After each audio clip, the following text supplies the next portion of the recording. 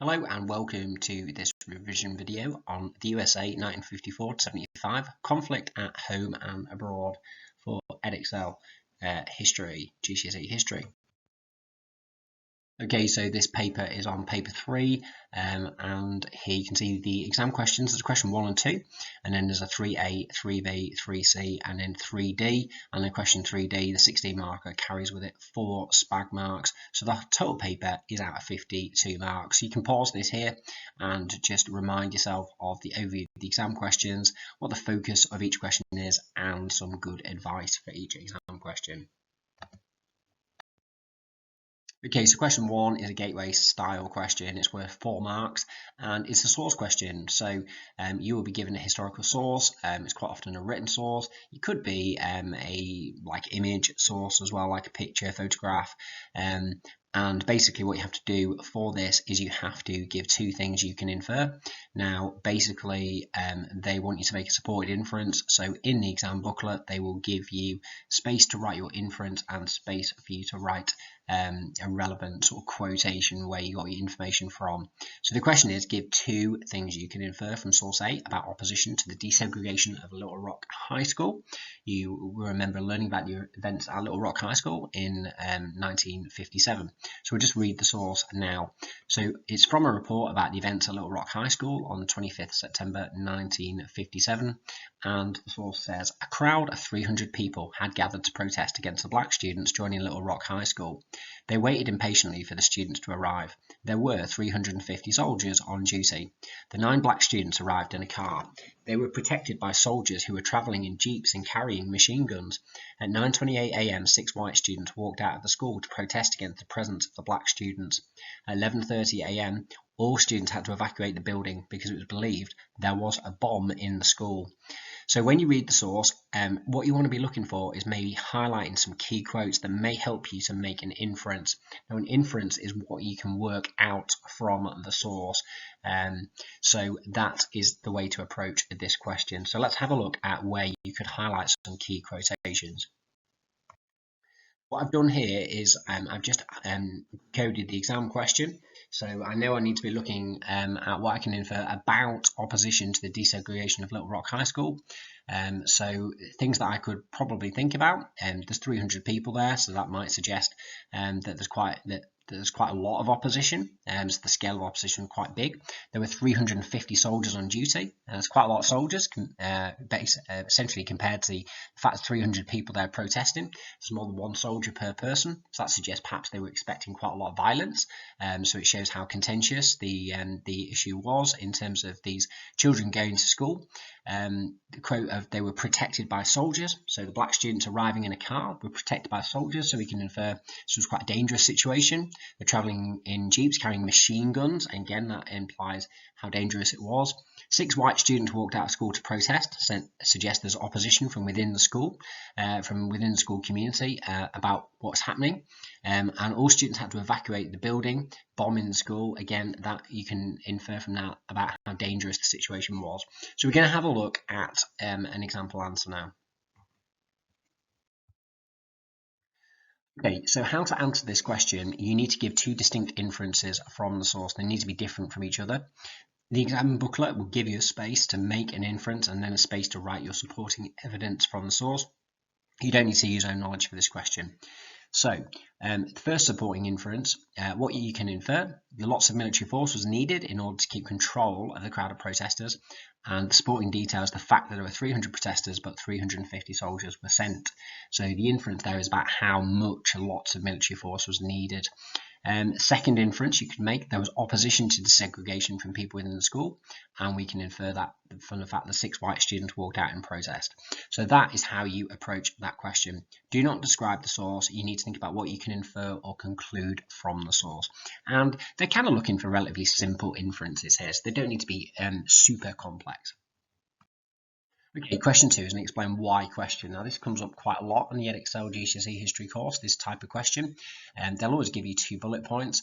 and how to answer this question. Really, the best thing to do is to write about 3 reasons, 1 paragraph for each factor, and quite often the bullet points basically give you some hints for maybe the first couple of factors you could write about, and then you need to go beyond the bullet points to get to the top level in this question. So don't just rely on the bullet points.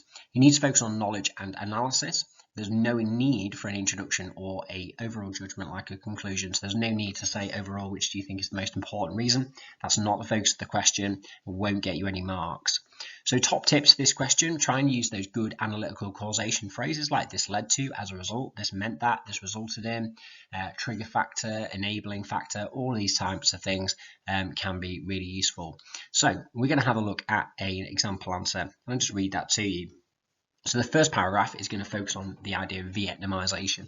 This requires you to understand what Vietnamization is, and it's basically a policy introduced by Nixon to reduce American involvement in Vietnam and hand over responsibility for the fighting to the forces of South Vietnam. But you've got to make sure you've got a really good causation focus. So let's read this answer.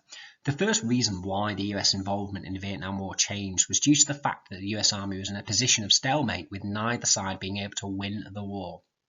Therefore, President Nixon introduced the policy of Vietnamization.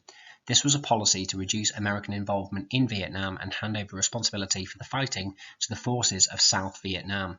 This was because Nixon had campaigned on a promise of peace with honor during the 1968 presidential campaign, and this meant he had to bring in the policy of Vietnamization to fulfill this promise. It also ties in with President Nixon's policy of the Nixon Doctrine, where he wanted to reduce American military commitments across the world. Therefore, Vietnamization led to a reduction in US involvement in the fighting in Vietnam, which would ultimately lead to the US forces leaving Vietnam. So that's a really good first paragraph, probably a little bit more detailed probably than you need, but it just helps you to revise the content as well. Let's have a look at a second paragraph. So this one's focusing on the bombing of North Vietnam. So let's have a look at this answer. The second reason why the US involvement in the Vietnam War changed was the bombing of North Vietnam. This was part of a wider escalation of the war that took place during Nixon's rule and was about putting more pressure on North Vietnam. In 1970, Nixon had ordered a secret invasion of Cambodia to take away safe havens for the North Vietnamese forces. The bombing of North Vietnam began in 1972, and it was supposed to place more pressure on the North Vietnamese to accept peace terms and therefore enable the USA to leave Vietnam.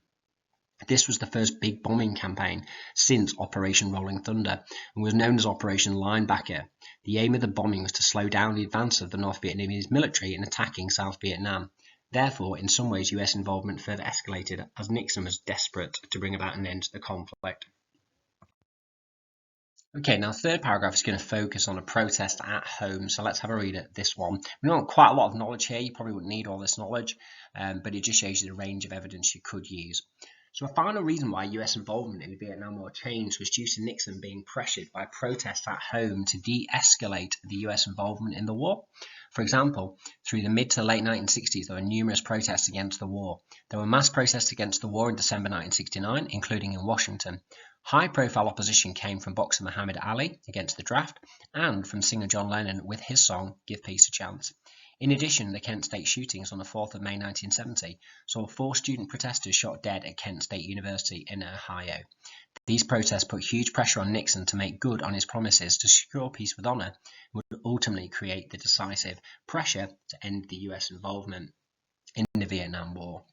So there you have it, 3 key reasons, and that's how to tackle question number 2.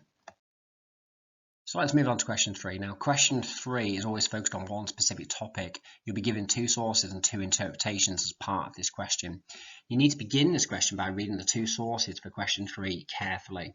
So we're going to have a look at these now. And the first question, the 3A question, will ask you how useful these sources are for a particular historical inquiry. So when you read the sources, be really clear on what we mean by content, which is what you can actually see in the source or what you can actually read, what information it gives you, and the provenance, which is where the source comes from, so who wrote it, when, and also maybe what the purpose and audience is, why it was written. So source B is a photograph published on the front page of several US newspapers in July 1964. It shows President Johnson presenting Martin Luther King with one of the pens used to sign the Civil Rights Act in 1964. Okay, source C is from a radio interview with Lewis in 2009. Now, Lewis was a civil rights activist who was at the demonstrations in Selma in March 1965. And this says, on Sunday the 7th of March, about 600 of us started walking in a peaceful fashion through the streets of Selma. As we came to a bridge, the Alabama State Police attacked us and released tear gas. The state trooper hit me on the head with his truncheon. I thought I was going to die. I was knocked out. I really don't know how I made it back across that bridge. President Johnson didn't like what was happening. 8 days after Bloody Sunday, he gave one of the most important speeches any president has ever made to Congress when he introduced the Voting Rights Act. 2 weeks later, we marched again. 300 people set off, and by the time we reached Montgomery, there were more than 25,000.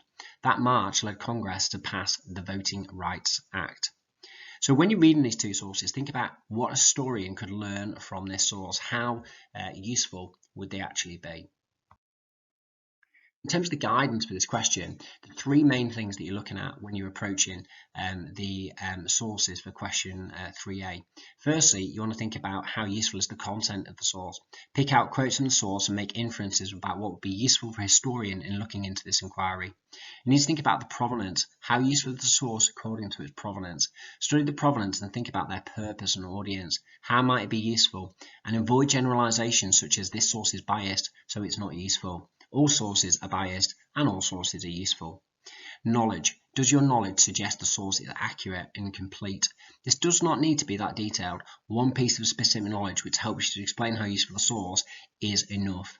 E.g., this is backed up by my own knowledge, but you've got to give a specific example of knowledge, of course. So 3A is worth 8 marks. The question here is, how useful are sources B and C for an inquiry into the achievements of the civil rights movement in the years 1960 to 65? So in terms of structuring your answer, you need one paragraph for each source. There is no need to compare the two sources. Analyze how useful the source would be, focusing on content and provenance, and use contextual knowledge to explain how useful it would be. This must be some additional knowledge that helps explain how useful the source is, not simply, I know that it's true. And make a brief judgment about how useful the source would be. Is it quite useful? Is it very useful? Partially useful? Extremely useful? So you're going to want to start off your answer by using a phrase, source B is, and then sort of make a judgment like extremely, quite, very, and then use the word useful. That's really, really important. Do not start off by saying source B shows me that or source B tells me that, because that just implies you're going to describe the source. So let's have a look at this example answer. And it's a good answer because it focuses on content, provenance, and knowledge. Source B is extremely useful for telling us about the achievements of the civil rights movement because it suggests that the signing of the Civil Rights Act was a major event. The fact Martin Luther King and President Johnson are looking at each other and shaking hands allows us to infer they were proud of the Civil Rights Act. In addition, Martin Luther King is shown with a pen, which suggests that Johnson wanted the civil rights movement to be recognised in shaping the Civil Rights Act. So that's all about the content, that bit. Next, we're going to go on to provenance. The photograph was published on the front page of several newspapers, which suggests the audience was very broad and it was a significant event at the time. As the photo doesn't look staged, it appears a genuine reflection of the moment.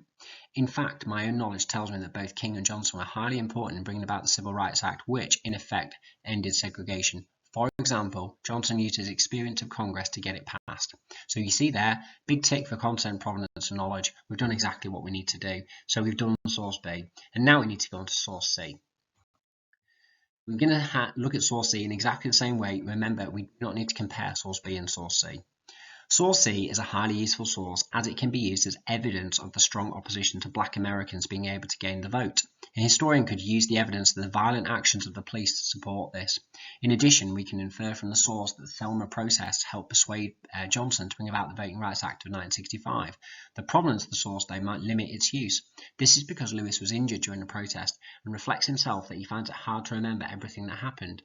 Given he was a civil rights activist, his purpose may have been to highlight police violence and brutality, to demonstrate how difficult the struggle was. My own knowledge adds weight to the source, as I know that only 2% of black people in Alabama had been able to vote, which was a key cause of these protests. So that is how you do question 3A. Okay, question 3B, you're going to be given two historical interpretations, and 3B and 3C will both focus on these two interpretations. So 3B asks you to explain how two interpretations differ. The two interpretations will always be different and will be linked to the same topic in question 3A. So you can expect the interpretations here to be about the civil rights movement. So the question says, study interpretation 1 and 2. They give different views about the achievements of the Civil Rights Act movement in the years 1960 to 1965. What is the main difference between these views? Explain your answer using details from both interpretations. Interpretation 1 is from Bill of the Century, The Epic Battle for the Civil Rights Act by C. Reason, published in 2014. The Civil Rights Act of 1964 was the most important law passed by Congress in the 20th century. The Act banned segregation in hotels and guest houses. It banned discrimination in the workplace. It stopped federal government money from being spent on state projects which were segregated. The Act had been proposed by President Kennedy in response to growing racial tension in the South, particularly the violent treatment of black protesters in Birmingham, Alabama. In Congress, support for the Act grew after events such as the March on Washington. So you want to go through and you want to kind of highlight some key quotes which kind of give off the overall impression of the interpretation. If you're going to include a quote with your interpretation, make sure it's short and snappy. Okay, read interpretation 2. It's from They Come In by Adam Fairclough, published in 2001. 5 months after the Selma protests in 1965, the Voting Rights Act became law. The Act banned the literacy test which had been used to keep the number of registered voters low in several states in the South. The Voting Rights Act gave the vote back to black Southerners and made the South democratic. The Voting Rights Act was the greatest achievement of the Civil Rights Movement. It ended the era of Jim Crow. Now, Jim Crow is a name used to describe the segregation laws in the South, and they actually originated in the late 19th century, actually. Before this question, how to do it, okay, you need to read the two interpretations carefully, which you've just done. Write about both interpretations in your answer. Use connectives to help you compare, such as on the other hand, and then focus on the overall impression you get from each interpretation. So, this would be an example answer. Interpretation 1 gives the impression the most significant achievement of the Civil Rights Act was the 1964 Civil Rights Act. For example, it says that the 1964 Civil Rights Act was, quote, the most important law passed by Congress in the 20th century. Now here you need your connective. So you're going to use one like on the other hand, but you could use whereas, moreover, that type of thing. On the other hand, interpretation 2 gives the impression that the main achievement of the Civil Rights Movement was the Voting Rights Act of 1965. It says that, quote, the Voting Rights Act was the greatest achievement of the Civil Rights Movement.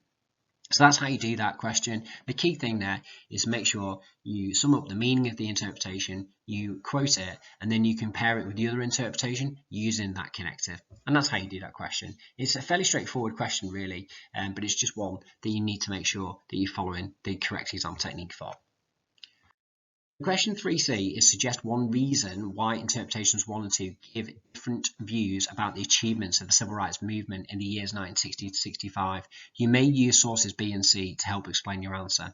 Now, what they're looking for this question is they want you to give one reason why the two interpretations differ. Now, you can almost do a learned response for this question. So you can focus on one of the following methods for how to answer this question. The first one is you can say, well, actually, the two interpretations are different because they've used different sources.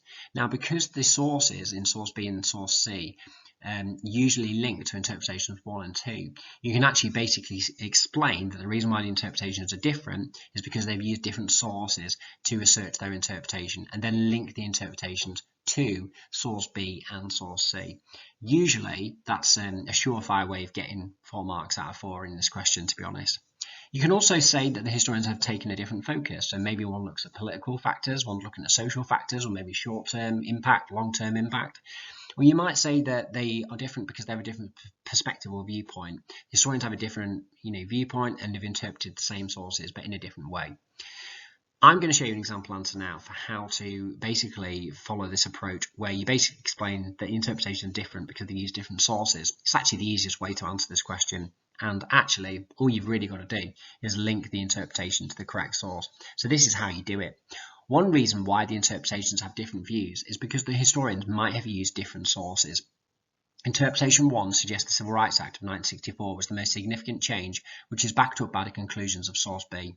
Both Interpretation 1 and Source B agree about the 1964 Civil Rights Act being the most important change. Interpretation 2 suggests the Voting Rights Act of 1965 was the most significant achievement. Source C provides support for this view, suggesting the Voting Rights Act was highly influential. Therefore, the interpretations differ as they have mainly focused on different source evidence and therefore come to different conclusions. And that would get you 4 out of 4.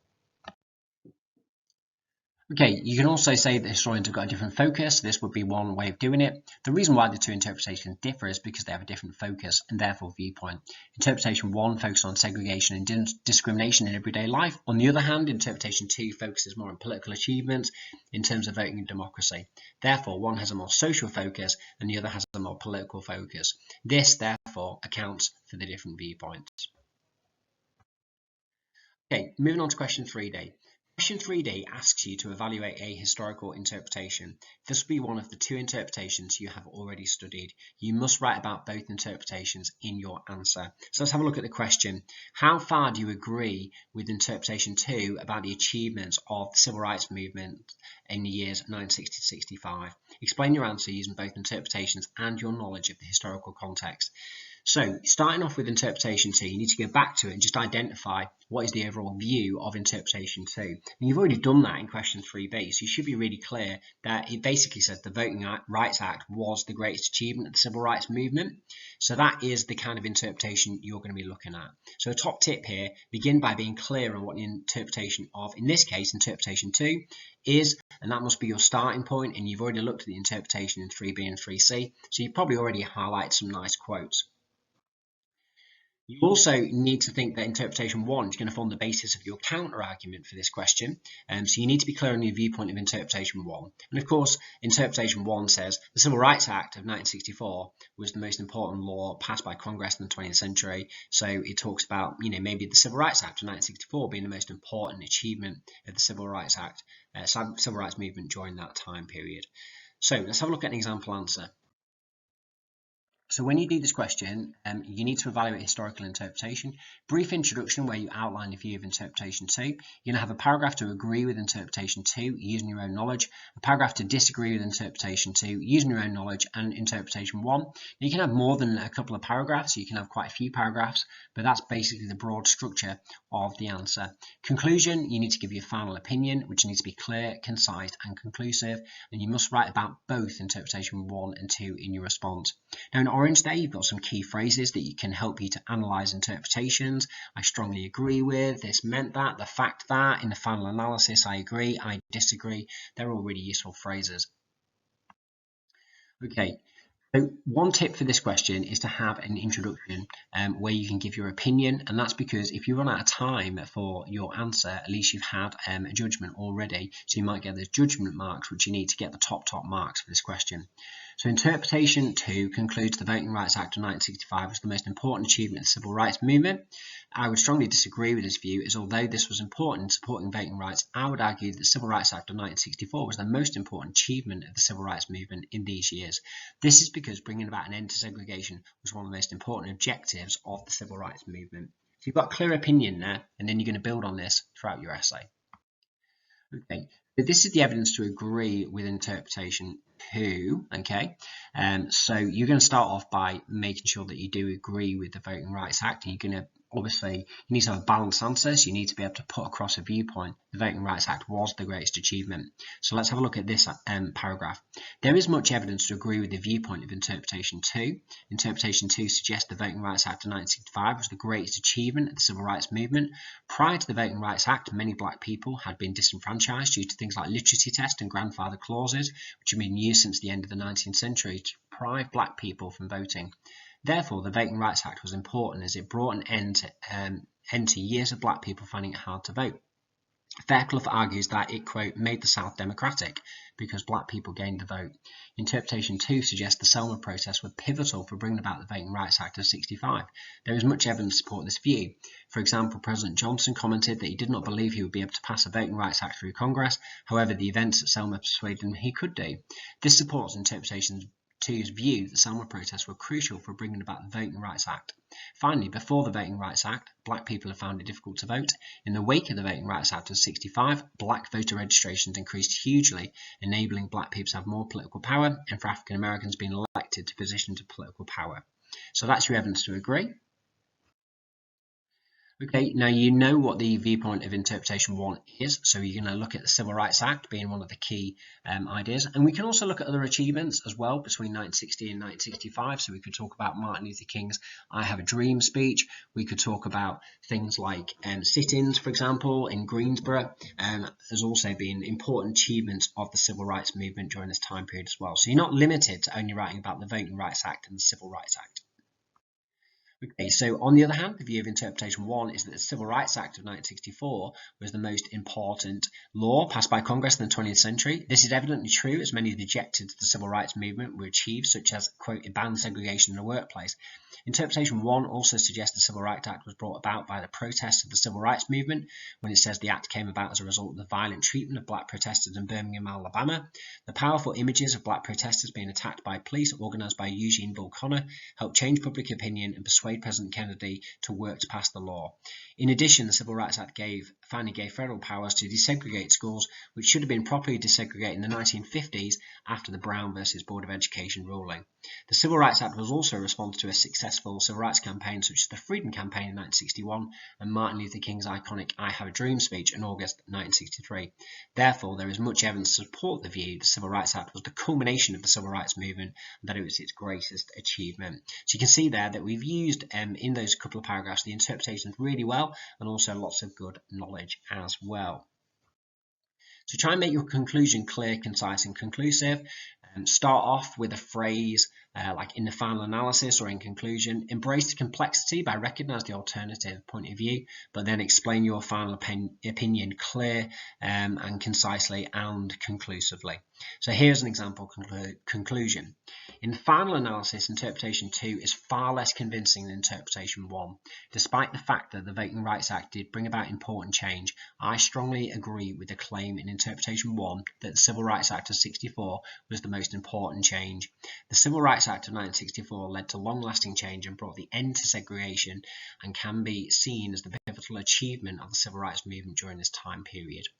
So there you have it. That's how to tackle paper 3 and looking at the USA, conflict at home and abroad. Okay, so thanks very much for listening. I hope that was useful, and good luck in your exams.